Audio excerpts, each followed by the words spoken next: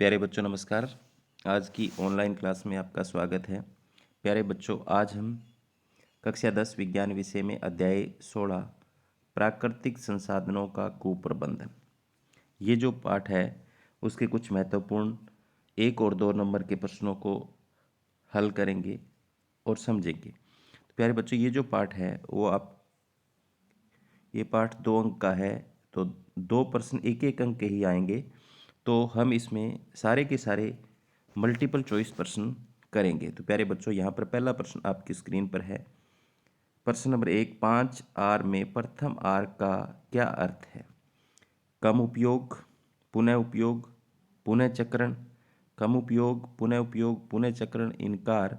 तो प्यारे बच्चों, जो 5R में से प्रथम R का जो अर्थ है वो है इनकार। क्या होता है? इनकार। तो ऑप्शन नंबर 4 इसका बिल्कुल सही है। आगे चलते हैं नेक्स्ट प्रश्न। इसकी व्याख्या भी हम देख सकते हैं 5R में।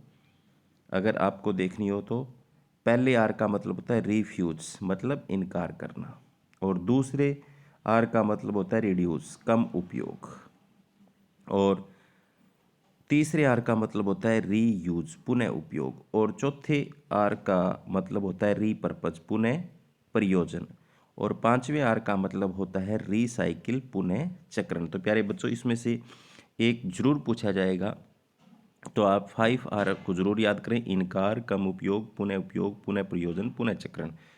तो आगे चलते हैं। टिहरी बांध को किस नदी पर बनाया गया है? टिहरी बांध को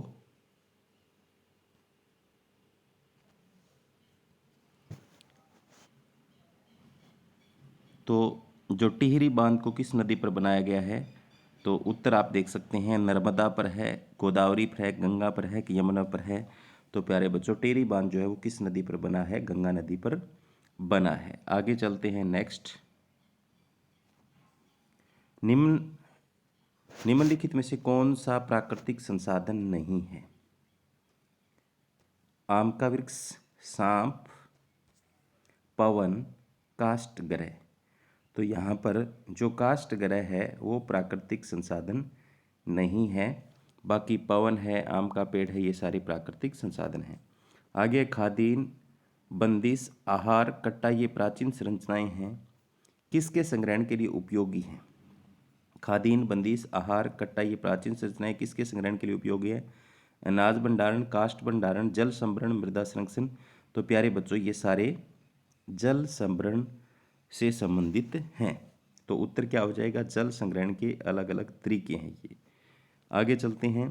निम्न में से सबसे तेजी से घटता प्राकृतिक संसाधन है?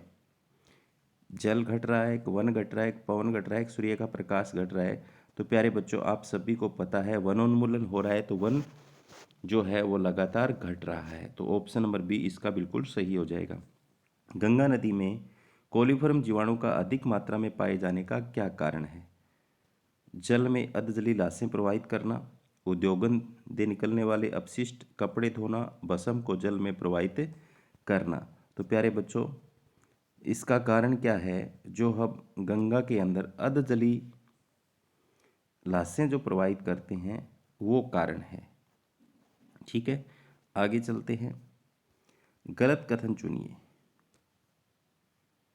गलत कथन चुनिए। वनों से विभिन्न प्रकार के उत्पाद मिलते हैं। वनों में अपेक्षाकृत अधिक पादप जैव विविधताएं पाई जाती हैं।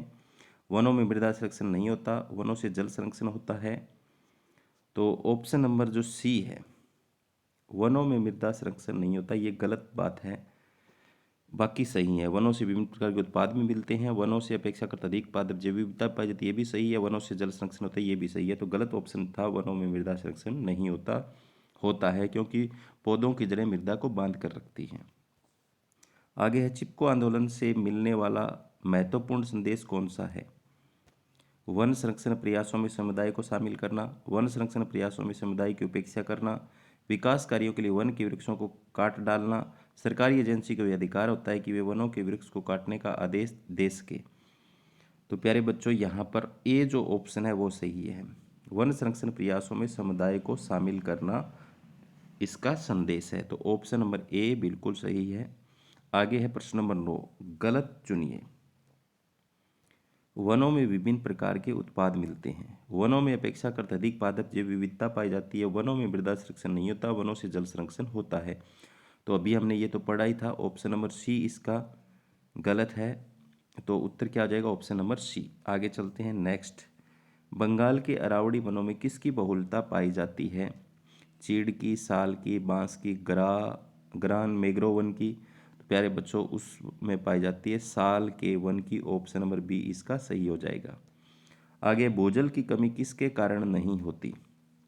वनोन्मूलन के कारण, ताप बिजली घर, वनों के आरसों और वर्षा की कमी, ऐसी फसलों की खेती करना जिसके लिए अधिक पानी की आवश्यकता होती है। तो प्यारे बच्चों इसका जो कारण क्या होगा वो होगा ताप बिजली घर।